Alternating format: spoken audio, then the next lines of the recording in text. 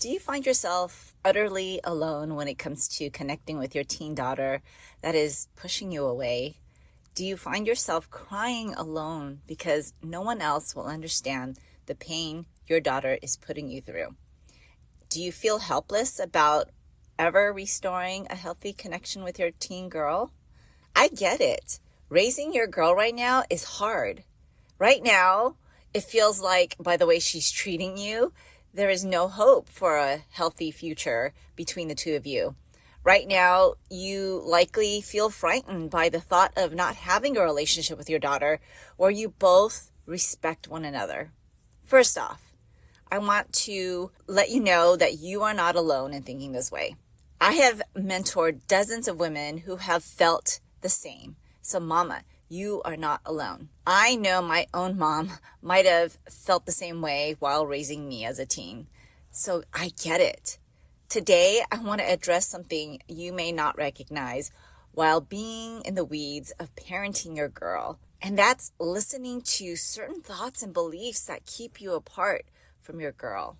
Let's dive in. Hey mama, welcome to Raising Her Confidently. Do you want to have open communication with your teen daughter? Do you find yourself constantly thinking about how to talk to your teen or why your girl is not opening up to you?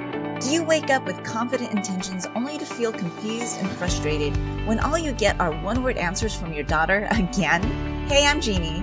I too was a mom raising young teens. I too felt grieved by the loss of my sweet, talkative little girl. I wanted her to come to me about anything, even if she was scared, and listen to my advice. But I kept thinking, she won't listen to me, and I don't know how to approach her until I found tools to create open communication. In this podcast, you will find how to connect and talk to your teen and create a safe space for her to go to so that you will have that close relationship you dreamed of. Go grab your glass of Merlot and throw off those fuzzy slippers, and let's dig in together. I got a chance to talk with Carly, who came to me not knowing what to do with her suddenly rebellious and disengaged girl. Her daughter ignored her and would lock herself in her room just to avoid her mom. Carly felt rejected, frustrated, and alone having to deal with this. And after seeking for answers and solutions to her frustrating challenges, she decided to enroll in the Talk to Your Teen Go framework. I am celebrating this with her after taking this course and implementing what she has learned. Her teen girl tells her this: you are my safe person. Home is my safe place. Now, this level of connection bridged in just a few short weeks of Talk to Your Teen Girl framework. You're probably wondering, what exactly is in the Talk to Your Teen Girl framework? Well, I'm a visual person, so I get you. I like to be able to visualize exactly what I'm getting into, and I like seeing the steps to fully grasp what I'd be doing, so I totally get it. So here it is. In this course, you get access to 5 modules, which you can implement at your own pace. Typically, they are about 1 week each. You have access to a private Facebook Mom Tried community. You get a workbook containing your communication and action plan and notes from the modules. Plus, I'm not done, 2 bonuses. Not 1, but 2. 52 date ideas with your teen daughter, 11-page resource guide, and never run out of things to talk about with your daughter. Endless questions in various topics you can ask your girl. I believe in equipping moms with resources and tools ready at hand's length to use and utilize at any given time. Now, if you are still trying to grasp what this looks like, come visit talktoyourteengirl.com where I lay it out all for you. Now hurry, because prices go up in the fall. You need to take advantage of the current prices now. Now head on over to talktoyourteengirl.com before they go up. You know, for a long time, my mom and I, no secret, we have been not as close as I would like to be. From my middle school years, teenage years, there are parts in my life and phases and seasons in my life where we were very, very close, and other parts where we were not. Didn't really have much of a personal relationship that I know my mom desired to have with me, her only daughter. You know, just if she was anything like me, I desire a friendship with my adult girl who happens to just turn as an adult. She just turned 18. So I am looking forward to this new season of having a friendship with my daughter. Yes, I am still there to give her some wise counsel when she needs it. Yes, I am there to help guide her as she sees me as a mentor and as a friend.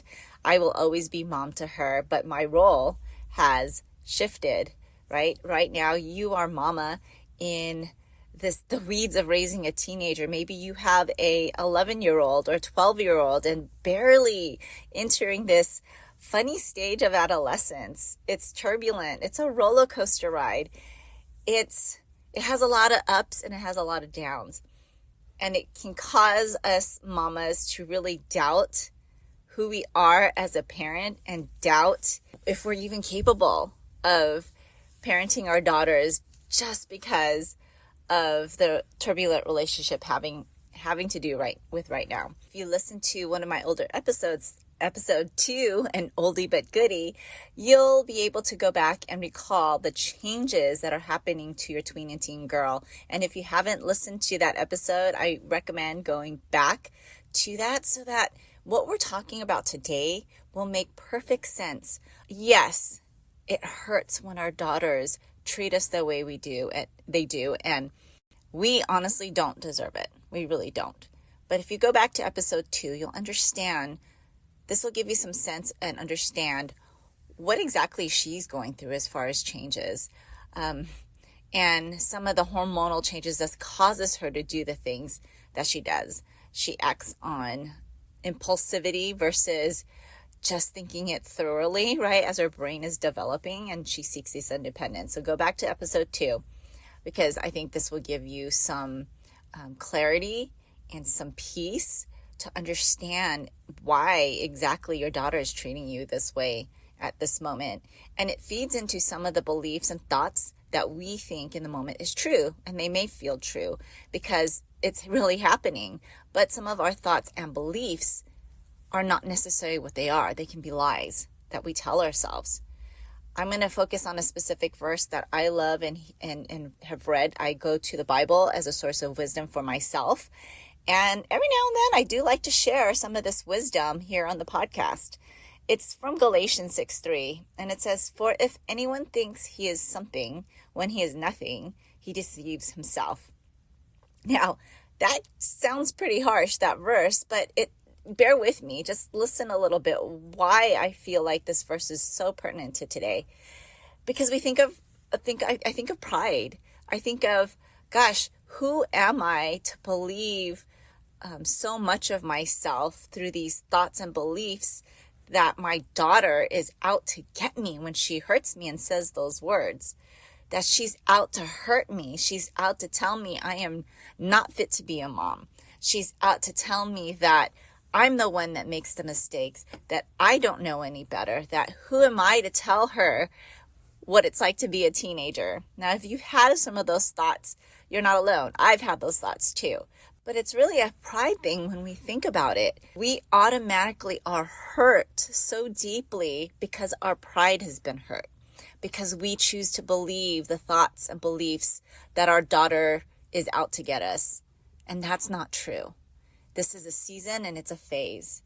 For if anyone thinks he is something when he is nothing, he deceives himself. We're deceiving ourselves by believing this lie that we are unworthy, that maybe we're not worthy to parent. Maybe we don't know what they're going through. Pride, we see ourselves as self-reliant, not needing anyone else's help to carry our load. And that's the truth, right? Even when it gets too heavy for us, or perhaps we are simply too proud to do the work of carrying another's burden. Okay, before you press stop and think, oh my gosh, are you judging me because you're saying that I'm too proud to do the work or carrying somebody else's burden, meaning the things your daughter is going through right now? Are we refusing to carry some of that burden of having her talk meanly, having her close off, because she's going through some changes as well? So don't stop. Hear me out. Sometimes we can let the actions of our daughters and what they do towards us determine the lies we tell ourselves about our relationships. We can allow it to pierce our hearts so deeply because they hurt us, whether through the words they say, their body language towards us, and even the silence that they give us. We believe they are out to get us, or they're out to not listen to us. And it may seem true at the time, but our pride gets in the way of truly understanding the source of these actions, truly setting aside our perspective for the bigger perspective, and truly believing more of your daughter than what she's giving you right now.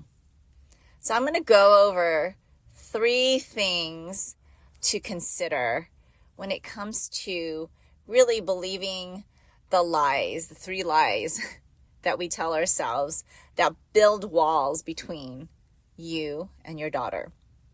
Are you ready? The first one, the first lie. Why is she doing this to me? Why is she doing this to me? Meaning she's disrespecting me. She's disrespectful. She's a disrespectful person. Being able to take it personally, right? And yes, mama, it is personal when they attack us, but are they personally really attacking you? Or you just happen to be the most comfortable person they're comfortable with? We take it personally. And we also tell ourselves, I deserve better than this, which is true. But the teen stage is going to challenge that. The teen stage will challenge your role in their life. And although you do deserve better than that, as she deserves better for herself, we can't take that posture during this stage, but also pull back on that perspective that I do deserve better than this, but I'm not going to allow her actions to determine that. Second lie, she is choosing a life I don't agree with. She's choosing a life I don't agree with. Well, if we believe that, we are already projecting a future based on her decision she's making right now. We're projecting in 5 years, this is what her life is going to look like because she's making these choices. But we forget that the teen stage is a stage where she's exploring her independence. She's going to test the boundaries. She's going to test everything that she grew up on. She's going to test her values against the culture that otherwise will dictate her to choose something else. She will. Friendships will be tested. Relationships will be tested. Her personal preferences and what she believes in will be tested during this time. But that in no way indicates that this is going to be her life, because she's testing it. And the belief is that we, mamas, have raised our kids, our daughters, on a foundation with character, with value, that you believe in, that you've raised her to be. And our hopes is that that foundation remains strong as she tests and walks through the murky waters of teenhood. She's choosing a life I don't agree with. That's the lie. But she's really exploring her independence. And you really have no say in her life when you really do, right? You're believing that I have no say in her life, but you really do. You really do. You can guide her. It's just how we do it. And Talk to Your Teen Girl framework, my course, I write specifically on that. It's the approach has to be different. Our role has to be different during this time. And to be able to teach our kids the way we did when they were younger, it's not going to work because your daughter is changing.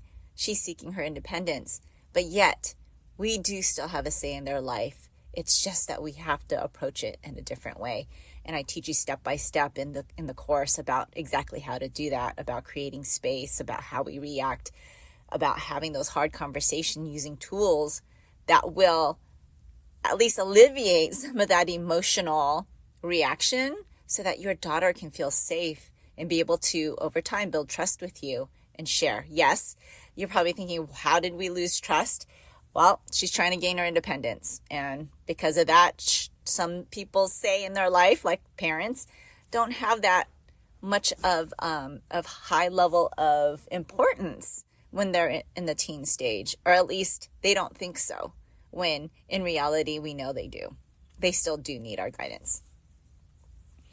And that belief that she is choosing a life I don't agree with, you're agreeing with the absolute, that there is no room for change, that she's on a path that is destined for her. When we, mamas, know that it's not true. We cannot determine the future. And if you're a person of faith, you know God determines our future and he has a plan. But there are no absolutes based on behavior now, because there is hope for change. There is hope that there is room for change. But when we believe the lie of she's choosing a life I don't agree with, we're also agreeing that this absolute of she's not going to change. To not believe that she's not going to change and have no hope for her to change really affects the way we partner in parenting and guiding her, as well as how we approach that. And the third lie we tend to believe, I failed at raising her right. I failed at raising her right. You're taking responsibility for her actions and choices, mama. And you're saying that it was your fault because she's choosing what you didn't want her to choose, and you're taking responsibility for that. Believe in the lie of I have failed at raising her right. You're also allowing for her to dictate your relationship with her. That, yes, it's my fault that I raised her this way, so it justifies how our relationship is right now. You can refuse to take what she does in your relationship by simply believing that there is more to your relationship than what you have now. Believing that you raised her right and it's just a matter of time where she will reciprocate. So believing the lie of you failing to raise her right is also allowing her to dictate your relationship with her. And mama, we know we don't want our daughters to dictate the relationship right now, because they don't even know what they want in a relationship. They don't even know what a healthy relationship is like. This is their time to explore what one looks like, and what better way for her mom to display a healthy relationship by just giving love and simply loving her where she's at. Another reason for believing that you failed at raising her right is that you're believing your mistakes aren't redeemable. Yes, mama, we are imperfect people. Yes, mama, our kids don't come with a handbook. Yes, mama, there will be moments where we will say or do something that we instantly regret, and we will make mistakes along the way. And to believe that you failed at raising her right is saying that your mistakes are not redeemable. They're not forgivable. And that is a straight out lie, because they are. I've seen many relationships, including mine and my mom's, where we have been redeemed, and we're working to, we have done the work to be closer in our relationships. Even in my own relationships with my kids, if I believed that I did not raise them right, then I am allowing my mistakes and the time I might have yelled a little bit louder at my son, or maybe even said a bad word and told him to shut up, that those are the mistakes that dictate why and justify why he treats me that way. And that's not true. You are redeemable as she is too. So those are the three lies, mama. Think about it. What are the lies that you believe? Are you believing, why is she doing this to me? Do you believe that she's personally doing this to you just to get to you? Or maybe you believe that what she's choosing right now in her life, because you don't agree with it, she's destined to have that. Or do you believe that you failed at raising her right based on her actions, her current actions? Mama, this is how you can solve this. Now that you recognize maybe some of these lies you have come to an agreement with, I want you to take captives of these thoughts. And how do you do that? How do we take captive of these thoughts? Well, first, recognize what you're believing. I want you to recognize, what am I believing into right now? And what are my emotions spiraling down onto? What thought around, right? Investigate this thought. What is my reaction to this? How am I reacting to this thought or to this belief? And why would she say or do this? shifting your perspective. Why would she say or do this? Maybe there's something else. Is it me personally? No, because I didn't really do anything.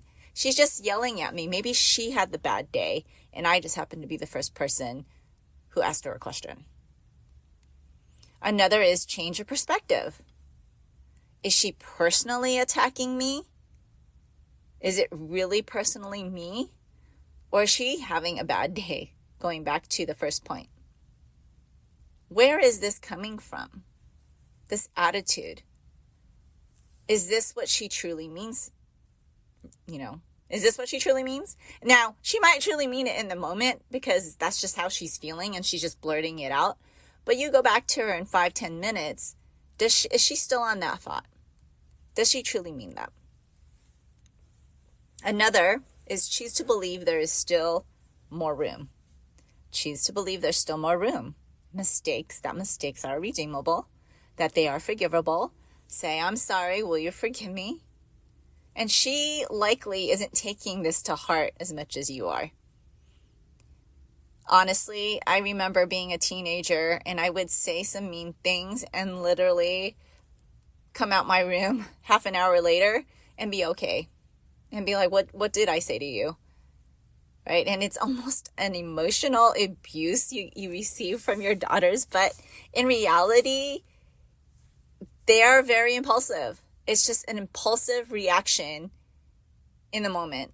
And they totally forgot about it. Kind of like a toddler, right? A toddler forgets about what happened 5 minutes ago. Same with your daughter. And be bigger than her actions. Okay, she did that to you. What is the bigger reaction? Forgive her. Choose to believe the best in her. Give her space. Be bigger than her actions instead of reacting to that action. And know that tomorrow is another day. There's always a reset day. Tomorrow is another day. And your daughter, when she hits that head on the bed and wakes up in the morning, can probably think the same way too. Tomorrow is another day. I want you to journal your thoughts and use these above steps to process your thoughts and beliefs that keep you from leaning into your relationship with her, right? Think about when you are in the middle of believing this lie, recognize your belief, investigate this thought, change your perspective, and choose to believe there's still more room. Journal these thoughts in a journal. Another way is connect to it when you were a teen. Think back. Have you done the same? Have you done this too? What was the outcome? What were your intentions? This helps you understand her a bit better and kind of like ground you a little bit more too, that you're going to be okay. The outcome will come and it will be okay. It's not as big as you probably think it is. You can also choose to share some of these thoughts when appropriate, right? Share some of these thoughts when appropriate. Talk about being authentic and sharing your stories. I teach in that course again about discerning appropriate times to be authentic and vulnerable so that you can have her come to you anytime because she knows you know, because you've been vulnerable and you've shared stories that she can relate to. Okay, I want you, after listening to this episode, what can you do with all this information? I want you to take one of the beliefs that you are allowing yourself to be held captive and apply the steps that we just talked about today. Maybe it's journaling your thoughts, maybe connecting to, reflecting and connecting back to when you were a teen and how you reacted and what was the outcome from that. Or even connect to share some thoughts when appropriate about, how she's reacting with you and talking about it in an authentic way. I hope this episode has helped you and give you some insight on some of the beliefs that we tend to believe in that keep us from being close to our daughters. Well, we are back to our regularly scheduled programming, and we will be back 2 times a week, Mondays and Wednesdays. So I will see you back here on Wednesday. Don't forget, prices are going up next month on the Talk to Your Teen Girl framework. Now is your chance to get in on the current low price. Go check it out at talktoyourteengirl.com. I'll see you Wednesday. Hey friend, if this podcast inspired you or encouraged you or helped you in any way, I'd love for you to share it. You can screenshot this episode and share it in your stories on social media or text it to a friend who can use the support. It's the best way you can thank me. I want to let other mamas know they are not alone. I'd love to stay connected with you. You can find me at raisingherconfidently.com. Until next time, live full of grace, Jeannie.